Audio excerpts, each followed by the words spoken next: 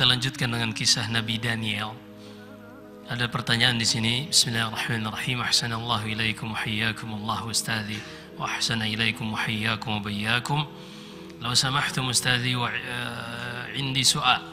Limadha summiya al-yahudu bil yahud? Hal lam yujad ahadun min abna'i Bunyamin abna'i Yusuf siwa abna'i Yahuda ibni Yaqub? Jazakallah khairan wa nafa'a bik. Wa jazak wa nafa'a bik. Baik, pertanyaannya yang artinya kenapa Yahudi disebut sebagai Yahud? Kita pernah sebutkan ini dan kita ada satu muhadarah tentang Yahudi ini ada dua versi. Ada Yahudi keturunan dan ada Yahudi keyakinan. Ini kita sudah bahas dan rekamannya sepertinya masih ada di channel YouTube Masjid Nurullah, di Masjid Nurullah Kalibata City. Jangan lupa subscribe. Baik. Ala kulli hal berkata Syekh Abdurrahman Ibni Mahmud Ibni Muhammad Abdul Fattah Al-Jakani Al-Shinqiti di dalam manzuma Daw'ul Qanadil fi syarhi atau fi ma'na gharib at-tanzil, kata beliau waba'u istahaqqu raja'u wahadu ma'nahu yahudan ma'nahu tabu wa yahudan adu. Jadi disebut Yahudi itu ada dua versi. Pertama, Yahudi berdasarkan nasab, dan ini nisbat kepada setiap keturunan Yahuda bin Yaqub bin Ishaq bin Ibrahim. Kita sudah sebutkan bahwasanya Yaqub ini yang nama lainnya Israel memiliki 12 anak laki-laki. Yang paling gede adalah, yang paling tua adalah Robin, dan yang paling kecil adalah Bunyamin. Dan ini dari 4 ibu. Kita sudah sebutkan ini dari 4 ibu. Ada semua ya, rekamannya sudah berlalu. Intinya dikatakan dia seorang Yahudi secara nasab ketika nasabnya bersambung kepada Yahuda dengan dua penyebutan, Yahuda dengan dal atau Yahuda dengan dal. Yahuda bin Yaqub bin Ishaq bin Ibrahim. Kemudian Yahudi yang kedua yaitu Yahudi keyakinan yang Allah kisahkan di dalam surat Al-A'raf. Pada kisahnya Nabi Musa kita sudah sebutkan juga, yaitu ketika Nabi Musa mendatangi perjanjian yang Allah tetapkan untuknya selama 40 hari, ia berpuasa sebelum mendatangi Gunung Tur. Ketika itu, sesampainya di Gunung Tur untuk menerima Taurat langsung dari Allah, ternyata Bani Israel terjatuh ke dalam kesyirikan, yaitu membuat patung berupa anak sapi dan mereka menyembahnya. Setelah mereka menyadari bahwasanya patung ini tidak pantas untuk diserahkan kepadanya ibadah, walamma suqita fi aydihim wa ra'aw annahum qad dhallu qalu la illam yarhamna rabbuna wa yaghfir lana lanakunanna minal khasirin. Ketika mereka menyadari bahwasanya mereka telah keliru dan itu sebuah kebodohan, mereka pun berdoa kepada Allah untuk mengampuni mereka. Kemudian Allah lanjutkan kisah ucapan mereka, waktub lana fi hadhihi dunya hasanatan wa fil akhirah inna hudna ilaik. Dan ya Allah, tuliskanlah bagi kami di dunia ini kebaikan dan juga di akhirat.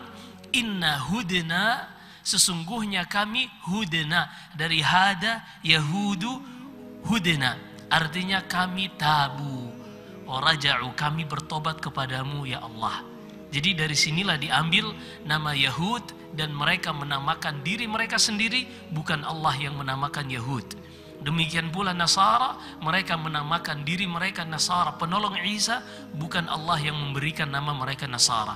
Nama mereka semua pengikut Musa dan pengikut Isa adalah Muslim. Allah berfirman, huwa sammakumul muslimina min qabl wa fi hadha. Allah menamakan kalian wahai umat Muhammad Muslim pada kitab ini dan juga kitab-kitab sebelum kalian. Dan Allah sebutkan tentang pengikutnya Nabi Musa, Di dalam surat Yunus kata Allah, wa qala Musa ya qaumi in kuntum amantum billahi fa alaihi tawakkalu in kuntum muslimin. Dan berkata Nabi Musa, wahai kaumku, kalau benar kalian beriman kepada Allah, hendaknya kalian hanya bertawakal kepadanya kalau kalian benar-benar muslim. Menunjukkan bahwasanya pengikut Nabi Musa adalah muslim, bukan Yahud. Adapun Yahudi ini adalah mereka menamakan diri mereka sendiri dengan keyakinan mereka atau yang dinisbatkan secara nasab kepada Yahuda bin Yaqub bin Ishaq bin Ibrahim. Nah, adapun apakah ada yang tersisa dari anak-anak Yusuf dan juga Bunyamin? Ada. Hanya saja kita sudah sebutkan bahwasanya nasab yang Bani Israel sendiri mengatakan paling mulia menurut versi mereka ada dua, yaitu nasab Lawi, dan inilah nasab keturunan para nabi. Karena Nabi Musa, Nabi Harun ini semua dari keturunan Lawi bin Yaqub. Musa bin Qahith bin Yashar, Musa bin Imran bin Qahith bin Yashar bin Lawi bin Yaqub, dari Lawi bin Yaqub. Adapun raja-raja di kalangan Bani Israel ini dari keturunan Yahuda bin Yaqub bin Ishaq bin Ibrahim, sebagaimana Daud alaihi salam dan juga sebelumnya setelahnya Sulaiman. Ini semua berasal dari keturunan Yahuda bin Yaqub bin Ishaq bin Ibrahim. Dan ini Allah sudah sebutkan di dalam surat Al-Maidah, wa idh qala Musa liqaumihi ya qaumi dzkuru ni'matallahi 'alaikum idh ja'ala fikum anbiya wa ja'alakum muluka. Wahai kaumku, kata Nabi Musa, ingatlah bahwasanya Allah telah jadikan kalian sebagai dari kalian nabi-nabi dan juga raja-raja, yaitu nabi dari keturunan Lawi bin Yaqub dan raja dari keturunan Yahuda bin Yaqub. Nah, jadi nama-nama yang lain seperti anaknya Bunyamin, anaknya Yusuf, anaknya Robin, dan juga anaknya Naftali, Aisakir, dan juga yang lain-lain, semuanya ada. Semuanya ada, Syam'un dan seterusnya ada. Bahkan disebutkan Ibnu Katsir di dalam kisah bagaimana Armia ini ketika dia membimbing Bani Israel, disebutkan berapa orang dari keturunan Yaqub, dari keturunan Lawi, dari keturunan Yahuda, dari keturunan Bunyamin, Yusuf yang menghadapi Bukhtun Nassar, hingga akhirnya mereka semua terkalahkan. Tapi karena waktu yang ringkas jadi kita tidak sebutkan. Kita akan tutup pertemuan kita ini dengan kisah Nabi Daniel. Yang pertama yang kita pastikan bahwasanya karena dia dinisbatkan kepadanya kenabian, maka dia ini pasti dari kalangan Bani Israel sebelum diutusnya Nabi Isa ibni Maryam. Dengan alasan yang kita sudah sebutkan tadi dalam hadis Sahih Bukhari dari Salman Al-Farisi, antara Nabi Isa dan Nabi Muhammad SAW adalah sibtu mi'ati sanah, 600 tahun, dan itu zaman fatrah, tidak ada Nabi setelah Nabi Isa kecuali Nabi kita Muhammad SAW. Daniel, di antara kisahnya yang disebutkan Muhammad ibn Ishaq dalam sirahnya dari Abu Aliyah, kata dia pada zaman pemerintahan Umar bin Khattab radhiyallahu an, mereka inilah yang menundukkan Persia, Iran yang saat sekarang. Dan di antara kota yang ada di Persia ketika itu adalah Tustar. Tustar ini adalah suatu kota yang terkenal dengan raja-rajanya. Ketika itu mereka berhasil menaklukkan kota Tustar ini, kata Abu Aliyah, tiba-tiba kami masuk ke Baitul Mal Hurmuzan. Hurmuzan ini salah satu raja Persia yang telah berlalu, dan dia memiliki tempat penyimpanan harta sendiri. Ini bedanya Islam dengan raja-raja yang lain, peradaban yang lain. Kalau di rumah-rumah khalifah, khulafa Rashidin, demikian pula di rumah Nabi SAW, tidak ada satu harta pun yang tersisa. Bahkan di dalam Sahih Bukhari, Nabi SAW meninggal dalam keadaan baju besi beliau tergadaikan di salah seorang Yahud. Untuk beliau mengutang 30 sa' gandum untuk makanan keluarganya. Ini Nabi kita Muhammad SAW. Adapun pemimpin-pemimpin raja-raja yang lain, Kita lihat di sini kata Ibnu Katsir yang diceritakan Muhammad bin Ishaq dari Abu Aliyah ini, mereka masuk ke tempat penyimpanan Hurmuzan, salah satu raja Persia, harta yang sangat banyak. Ternyata di situ ada satu ranjang, di atasnya ada jasad, dan di bagian kepalanya ada kitab. Kata Abu Aliyah, kami pun mengirimkan kitab ini kepada Umar bin Khattab dengan bahasa Ibrani. Lalu Umar bin Khattab memanggil Ka'ab yang dikenal dengan Ka'ab al-Ahbar, salah seorang tabi'in yang dulunya dia Yahudi pendeta, memiliki ilmu tentang kitab, tentang Taurah, dan dia mengetahui sifat Nabi sallallahu alaihi wasallam, namun dia tidak pernah bertemu dengan Nabi sallallahu alaihi wasallam. Dikatakan dia bagian dari tabi'in. Akhirnya Umar memerintahkan Ka'ab al-Ahbar ini untuk menerjemahkan ke dalam bahasa Arab. Dan kata Abu Aliyah, akulah orang yang pertama kali membaca dalam versi bahasa Arabnya.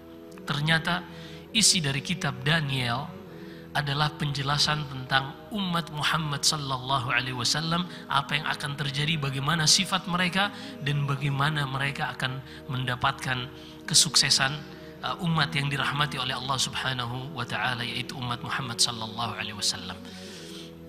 Ini kisah Daniel. Dan dalam hadis Abu Burdah, anak dari Abu Musa al-Asy'ari, Abdullah bin Qais radhiyallahu an, Abu Burdah ini ketika melihat jenazah jasad Daniel ini, dia mendapati di salah satu jarinya ada cincin khatam, yang di situ ada gambar dua singa yang sedang menjilat seseorang di tengahnya. Jadi ada dua singa kiri kanan yang sedang menjilati seorang yang ada di tengahnya. Ini gambar. Disebutkan dalam beberapa sanad yang dianggap hasan yang dianggap baik oleh Ibnu Katsir, bahwasanya raja Persia ketika itu yang memerintah di Tustar, karena ketika itu Tustar berada di bawah jajahan Persia sampai dibebaskan pada zaman Umar bin Khattab. Ini jenazah, kata Abu Aliyah, jenazah ini berusia 350 tahun.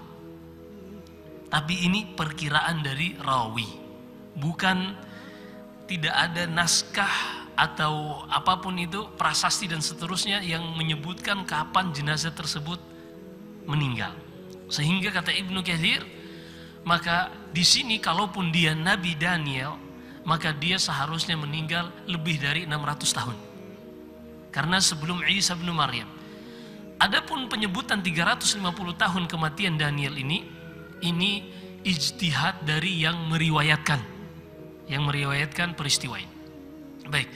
Jadi diceritakan kenapa Daniel memiliki cincin yang di tengahnya seorang berdiri dan dijilat oleh dua singa yang ada di kiri dan kanannya. Jadi pada saat itu Raja Persia ini memiliki pembisik-pembisik, penasehat-penasehat dari kalangan tukang sihir.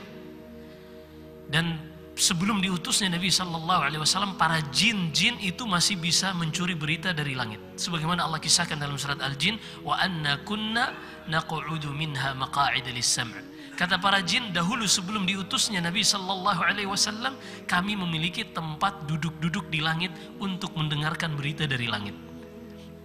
Sehingga para jin ini memberikan informasi kepada para dukun, tukang sihir, kemudian mereka memberitahukan kepada raja-raja ini. Di antara berita yang datang dari langit yang melalui perantaraan jin dan para tukang sihir ini, bahwasanya sang raja Persia ini akan hancur kerajaannya pada salah seorang anak dari daerah Tustar ini. Maka dia pun membunuh, kata dia, di malam tertentu yang sudah dijelaskan oleh para tukang sihir, tidak akan ada anak yang lahir pada malam tersebut bisa selamat. Maka dia pun membunuh semua anak yang lahir. Dan sang ibu dari Daniel ini, dia pun bingung anak ini kemana. Kalau seandainya dia biarkan pasti akan dibunuh juga.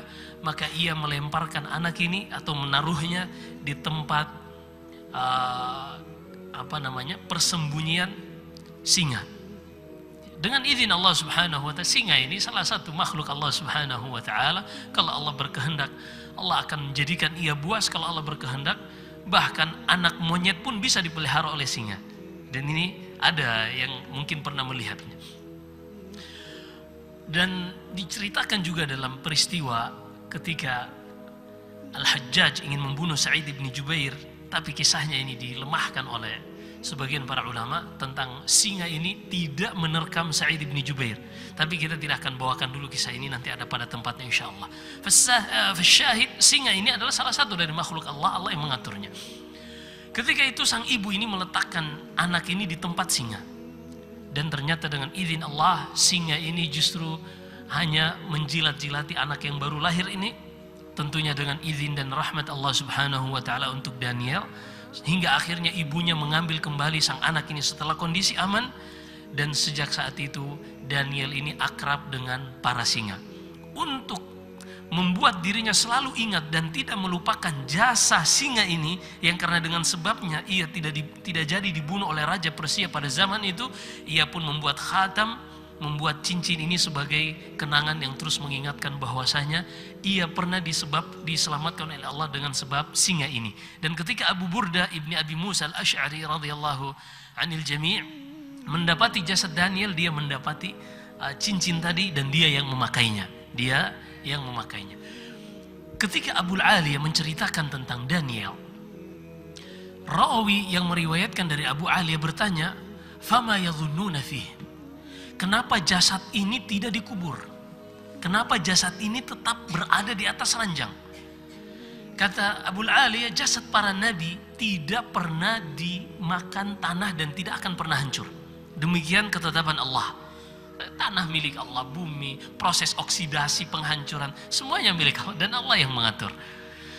Ketika itu ada yang bertanya, apa yang mereka yakini dengan jasad Daniel ini? Perhatikan di sini, dan ini luar biasa. Kata Abu Aliyah, orang-orang tua, sepuh-sepuh yang ada di negeri Tustar mengatakan, ketika dahulu mereka mengalami musim paceklik, hujan tidak turun, maka mereka akan mengeluarkan jasad ini di tempat yang terbuka. Ketika itu pun Allah menurunkan hujan untuk mereka. Kata Ibnul Qayyim rahimahullah, dengarkan ini kata Ibnul Qayyim. Atau kita jelaskan dulu, lalu apa yang dilakukan Umar? Karena pada saat itu zaman pemerintahan Khalifah Umar bin Khattab. Umar bin Khattab menulis kepada Abu Aliyah surat untuk membuat 13 lubang, 13 kubur. Lalu beliau diperintahkan untuk mengambil beberapa tawanan untuk dibunuh. Karena boleh, imma fidaan, imma mannan ba'du wa imma fida. Bisa tawanan ini bisa dibunuh kalau ada maslahat, atau di fida dengan ditebus, atau dengan dibebaskan seperti itu saja. Sebagaimana yang dilakukan Rasulullah kepada Abul As, suami dari Zainab bintu Rasulullah sallallahu alaihi wasallam. Fasyahid, Umar bin Khattab memerintahkan pasukan-pasukannya ketika itu untuk menggali 13 kubur dan bunuh beberapa tawanan.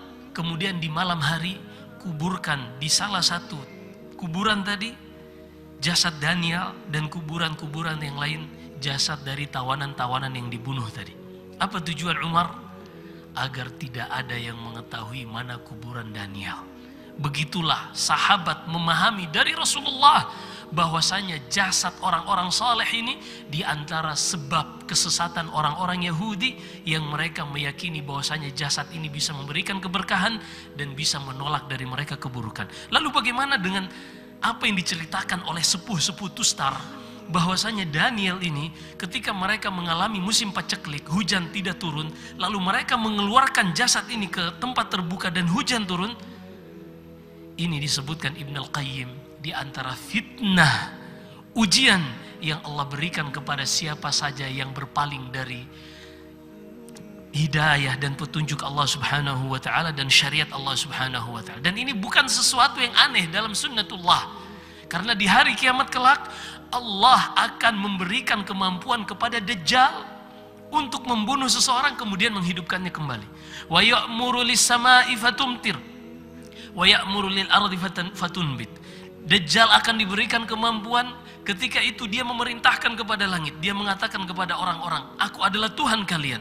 Tidak percaya? Lihat, aku perintahkan kepada awan ini untuk menurunkan hujan, hujan pun turun dari langit. Dan dia memerintahkan kepada tanah untuk mengeluarkan tanaman, tanah itu pun langsung mengeluarkan tanaman-tanamannya.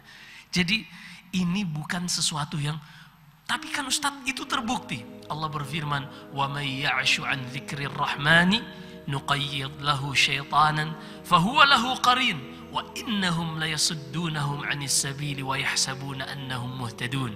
Perhatikan firman Allah ini. Siapa saja yang berpaling dari petunjuk Allah, syariat Allah, kami akan ikat ia bersama syaitan-syaitan yang terus menyertainya. Kemudian kata Allah, dan syaitan-syaitan ini terus mengarahkan mereka untuk terhalangi dari jalan Allah. Semakin sesat, semakin sesat. Wa innahum la yasuddunahum 'anis sabil. Syaitan-syaitan ini akan terus menghalangi mereka dari jalan Allah, dari petunjuk Allah. Apa kata Allah? Wa yahsabuna annahum muhtadun. Dalam keadaan mereka menyangka bahwasanya mereka sedang berada di atas petunjuk. Ada orang dengan ritual-ritual tertentu, bukan dengan syariat Allah, mereka mendapatkan ilmu kebal. Jangan bangga. Wallahi, bukanlah karomah itu adalah seorang tidak dimakan pedang, tidak bisa luka ketika ditembak atau disayat pedang. Nabi SAW manusia yang paling mulia. Dalam hadis Anas ketika perang Uhud, kata Anas bin Malik radhiyallahu an, "Kaifa yuflihu qaumun shajju ra's nabiyihim wa kasaru rabaiyatah?" Bagaimana mungkin suatu kaum bisa selamat? Mereka melukai kepala Nabi mereka hingga mengalirkan darah dan mematahkan gigi Nabi mereka, Nabi kita Muhammad sallallahu alaihi wasallam. Bukanlah karomah, pemuliaan dari Allah ketika seorang tidak termakan pedang atau tidak mempan ditembak, bukan sama sekali. Tapi Ustadz, ini di luar kebiasaan. Wa may ya'shu an dzikrir rahmani nuqayyid lahu syaitan fahuwa lahu qarin. Hati-hati. Kata Imam Syafi'i rahimahullah, jika engkau melihat orang yang terbang di langit, di udara, atau berjalan di atas air, jangan pernah engkau benarkan apa yang dia lakukan sampai engkau menimbang amalan sehari-harinya sesuai dengan Al-Quran dan Sunnah Nabi Sallallahu Alaihi Wasallam. Ini hati-hati. Ini bab banyak yang tersesat di dalamnya. Bahkan sebagian dari orang-orang awam, seperti yang diceritakan salah seorang penyihir yang tobat dari Sudan, dia sendiri mengatakan bahwasanya seorang wali dikatakan bertakwa itu kalau dia kebal, kalau dia tidak mempan di tebas pedang. Menurut mereka seorang wali dan syekh yang sudah tinggi agamanya seperti itu. Padahal itu adalah bagian dari ilmu sihir. Dan Allah sengaja menurunkan dua malaikat di kota Babil, Harut dan Marut, untuk mengajarkan manusia sihir. Allah berfirman dalam surah Al-Baqarah, "Wattaba'u ma tatlu syayatinu 'ala mulki Sulaiman wa ma kafara Sulaiman walakinna syayatina kafaru yu'allimuna an-nasa as-sihra wa ma unzila 'alal malakaini bi Babil Harut wa Marut." Perhatikan, ini bab yang harus hati-hati. Allah sengaja menurunkan dua malaikat untuk mengajari manusia sihir, bagaimana menyihir orang lain. Tapi dua malaikat ini tidak akan mengajari seorang pun tentang ilmu sihir ini sampai keduanya mengatakan, "Innama nahnu fitnatun fala takfur." Wahai manusia, kami ini hanya ujian bagi kalian, maka janganlah kalian menjadi kafir dengan mempelajari ilmu sihir ini. Hati-hati. Di dalam Al-Quran, Allah Subhanahu wa ta'ala turunkan dua jenis. Allah berfirman di dalam surat Al-Imran, "Huwa alladhi anzala 'alaikal kitaba minhu ayatun bayyinatun ayatun muhkamatun hunna ummul kitab wa ukharu mutasyabihat." Dialah Allah yang menurunkan di dalam kepada kalian Alkitab. Di antara kitab itu ada ayat-ayat yang jelas dan ada ayat yang samar-samar. Siapa yang ingin mendapatkan hidayah jelas, manhaj salaf jelas, bagaimana para sahabat memahami agama ini, bagaimana Rasulullah mengajari mereka, kemudian dilanjutkan tabi'in, imam madhab yang 4, sampai sekarang sangat jelas. Kata Ibnul Qayyim rahimahullah, "Al-ilmu ma qala Allah wa qala ar-rasul wa qala rasuluhu wa qala sahabatuhum ulul irfani, mal ilmu nasbuka lil khilafi safahatan bainan nususi wa baina ra'yi fulani." Dan berkata Imam Syafi'i rahimahullah, "Kullul ulumi siwal Qur'ani mashghalatun illa al-hadith wa ilm al-fiqh fi ad-din. Al-ilmu ma kana fihi qala haddathana wa ma siwa dhaka wiswasu syayatini." Kata Asy-Syafi'i, imam yang sangat kita agungkan, segala ilmu selain dari Al-Quran, maka kesibukan yang menyia-nyiakan. mempelajari ilmu kebal, mempelajari untuk bisa mendapatkan karomah. Ini ilmu yang menyibukkan dari syariat Allah, kecuali ilmu hadis dan ilmu fiqih di dalam agama. Ilmu itu kata Imam Syafi'i, ketika engkau mendapatkannya di situ ada haddatsana, yaitu hadis-hadis yang bersambung sampai kepada Nabi sallallahu alaihi wasallam. Adapun ucapan fulan dan fulan, ini semua bisa mengatakannya. Oh, dulu wali fulan dia bisa terbang. Di dalam agama kita Allah telah berikan kita cara menilai suatu berita. Allah berfirman, ya ayyuhalladzina amanu in ja'akum fasiqun binaba'in fatabayyanu. Dalam qiraah Kisai, fatathabbatu. Wahai orang-orang beriman, jika datang kepada kalian seorang fasik membawa berita, harus perhatikan dua hal. Cross check pada sumber datangnya berita tersebut. Kemudian yang kedua, cross check, pastikan pada muatan dan konten berita yang dibawa tersebut. Maka ini Daniel. Akhirnya kita kembali kepada Daniel 5 menit lagi insyaAllah. Umar bin Khattab memerintahkan untuk mengubur Daniel di malam hari bersama 12 kuburan yang lain, agar tidak ada dari kaum muslimin yang mengambil berkah, mengalap berkah dari hal-hal seperti ini. Karena yang dipahami Umar bin Khattab, seorang tidak boleh meminta, baik menjadikan wasilah tawassul kepada yang sudah meninggal. Sehingga ketika zamannya Rasulullah, kata zamannya Umar bin Khattab terjadi paceklik, yang mana zamannya Rasulullah pernah juga terjadi paceklik, disebutkan dalam Sahih Bukhari dan Sahih Muslim.